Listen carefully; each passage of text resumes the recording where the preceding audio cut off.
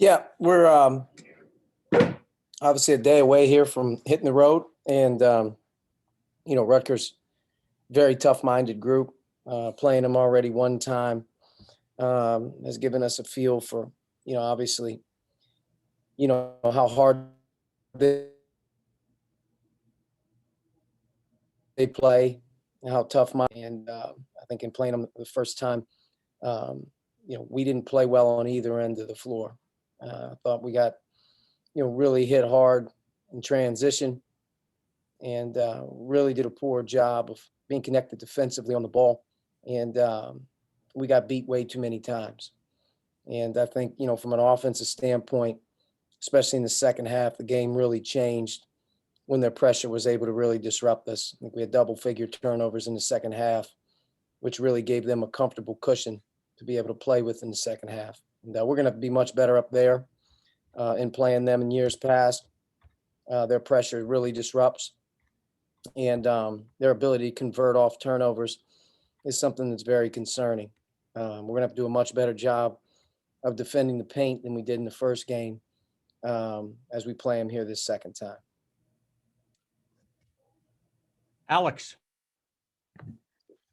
Archie, there's been a couple games, I guess the Rutgers game and the Ohio State game are examples where teams have maybe been more physical.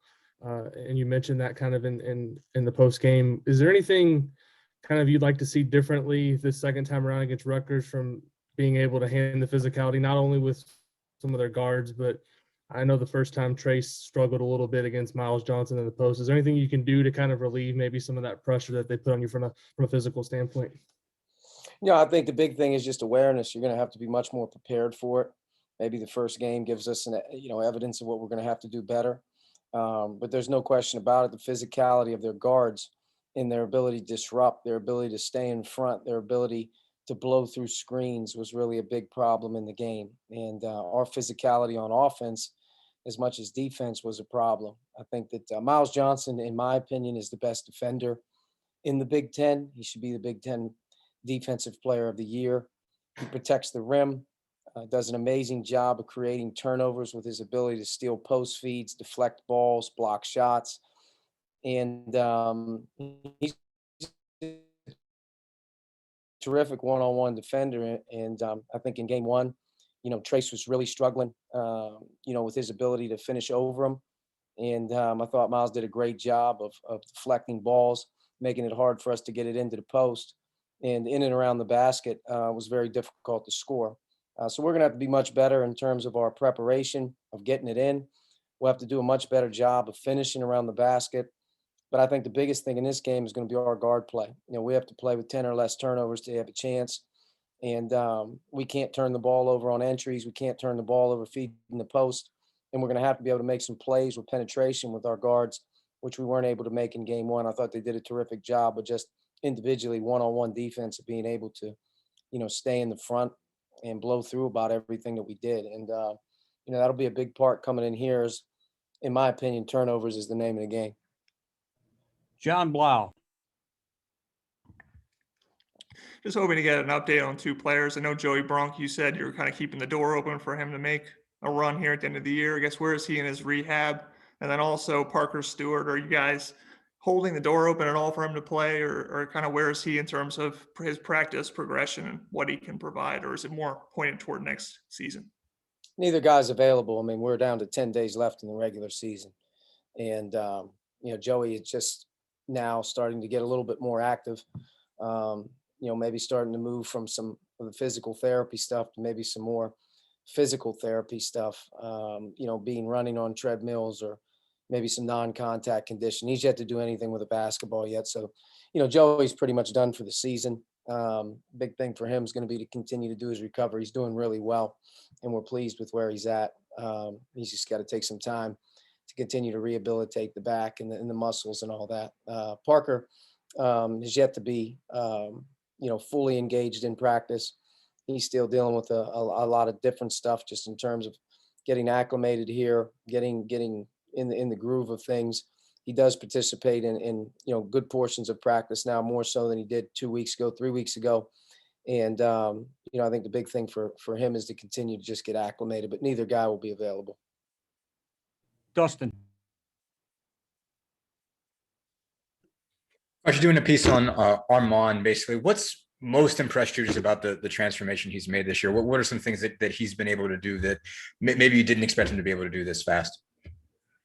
Well, he's a much stronger player than he was a year ago.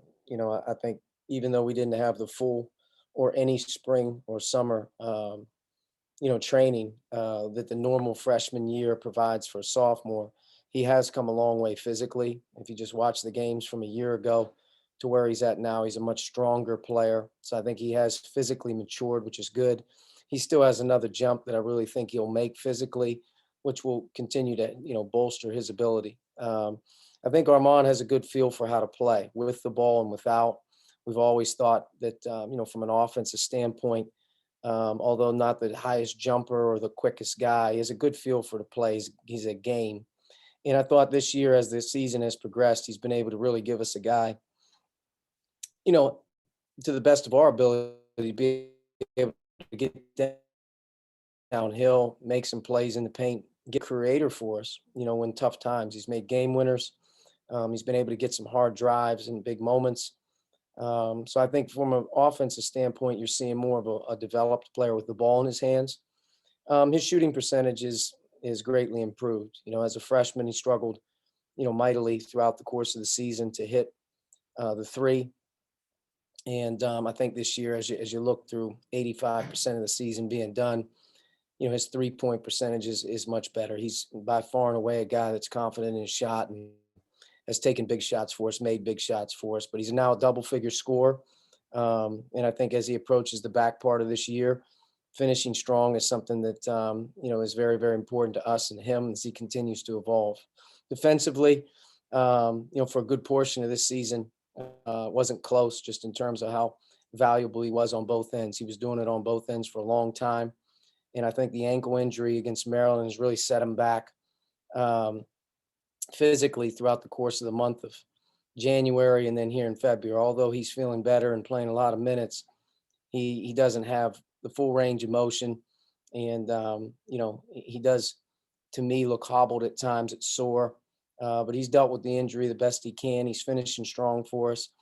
But I think from a defensive standpoint, especially early in the year, November, December, and January, before his injury, he was doing a terrific job on that end. So he's a two-way player. He's really developed. He's one of the most improved players in the Big Ten this year. Kevin.